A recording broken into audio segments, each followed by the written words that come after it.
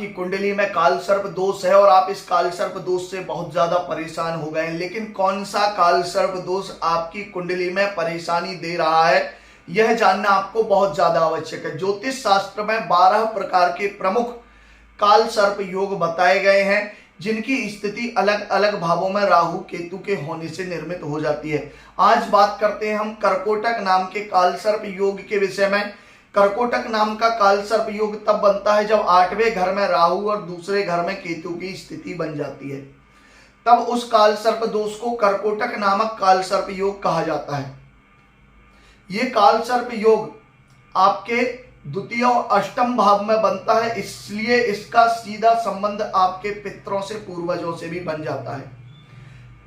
तो जब ये काल सर्प दोष आपकी कुंडली में बनता है तो समझ लीजिए कि आपके पितर और पूर्वज किसी ना किसी कारणवश प्रेत आदि योनि में भटक रहे हैं, सर्प योनि में है, या फिर उन्हें मुक्ति नहीं मिल रही है।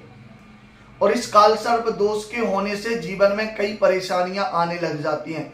द्वितीय भाव जो आपका धन का भाव होता है, वाणी का भाव होता है, आपके कुटुंब का भाव होता है। अष्टम भाव जो जीवन और मृत्यु का भाव होता है, वहीं इस भाव से जीवन में अचानक घटने वाली घटनाएं या जीवन की संपूर्ण अशुभ घटनाओं का ज्ञान किया जाता है। जब इन भावों में राहु केतु की स्थिति के द्वारा काल सर्प योग का निर्माण हो जाता है तो आपकी वाणी में कटुता आ जाती है, आप बोलने में अपशब्दों का प्रयोग करते हैं, गाली गलौज का प्रयोग करते हैं, गाली आपके व्यवहार में आ जाती है, चलते फिरते आप लोगों को गंदी भाषा में बात करने लग जाते हैं, परिवार से आपके रिश्ते खराब होने लगते हैं। वहीं पैतृक संपत्ति, पूर्वजों ने जो संपत्ति आपको दी है वो संपत्ति आप जुआ, सट्टा, लॉटरी, कोर्ट कचहरी या फिर गलत कामों में खर्च करने लग जाते हैं, जिसके कारण पूरी संपत्ति आपकी नष्ट होने लग जाती है।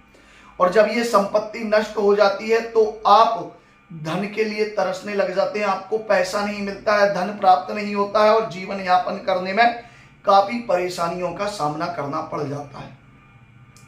वहीं भयंकर रोग की स्थिति इस काल सर्प योग से बन सकती है। घर में भूत, प्रेत, पिशाच आदि का वास हो सकता है। घर में नकारात्मक ऊर्जा की चपेट में परिवार का कोई भी सदस्य आ जाता है, जिसके कारण घर की स्थिति और भी लगातार बिगड़ने लगती है। घर के किसी सदस्य को मानसिक पागलपन, मानसिक बीमारी से ग्रसित होना पड़ जाता है। विशेष रूप से जिसे काल सर्प दोष योग होता है उसके अंदर ये लक्षण ज्यादा देखने को मिलते हैं। वहीं विष से मृत्यु का योग भी बन जाता है।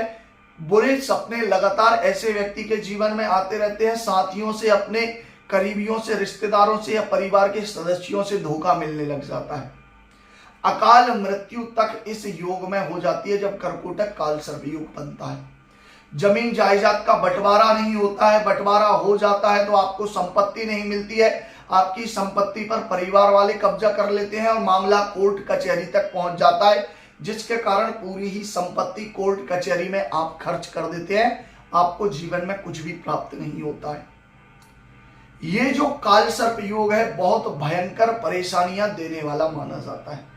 मानव जीवन में उसकी सारी स्थिर, अस्थिर, चल अचल संपत्ति को बर्बाद करके ही ये छोड़ता है और आपको धन के लिए तरसा देता है। आप एक एक पैसे के मोहताज हो जाते हैं जब ये काल सर्प दोष आपकी कुंडली में बनता है। अब मैं बता देता हूं आपको इसके घरेलू उपाय के विषय में, जिससे करके आप कुछ हद तक इसके प्रभाव को कम कर सकते हैं, लेकिन विधिवत तरीके से इसकी शांति कराना ही इसका परमानेंट इलाज माना जाता है। काली गाय को उड़द और तिल की रोटी अगर आप खिलाएंगे तो इस काल सर्प दोष के प्रभाव से आप बच सकते हैं। विशेषकर शनिवार के दिन गाय को आप रोटी खिलाएं, गाय काली हो तो सर्वश्रेष्ठ रहेगा।